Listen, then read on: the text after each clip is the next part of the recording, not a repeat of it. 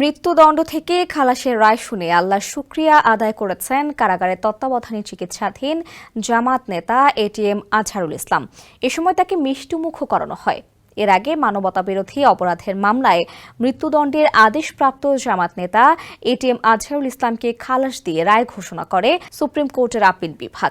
বাতিল করা হয় আন্তর্জাতিক অপরাধ ট্রাইব্যুনালের দেওয়া মৃত্যুদণ্ডের রায়। এ নিয়ে সামাজিক যোগাযোগ মাধ্যমে অনেকেই প্রতিক্রিয়া জানিয়েছেন। তাদের অন্যতম জাতীয় নাগরিক পার্টি এনসিপির উত্তরাঞ্চলীয় মুখ্য সংগঠক সার্জিস আলম। স্ট্যাটাসে তিনি লেখেন, আওয়ামী দুঃশাসনের শিকার, মিথ্যা মামলায় জীবন হারানো এমন কিছু মানুষকে আজ মনে পড়ছে। হয়তো সালাউদ্দিন কাদের চৌধুরী কিংবা দেলোয়ার হোসেন সাইদি আমাদের মাঝে আজ এভাবেই ফিরে আসতে পারতেন, কিন্তু সেই সুযোগ আর নেই।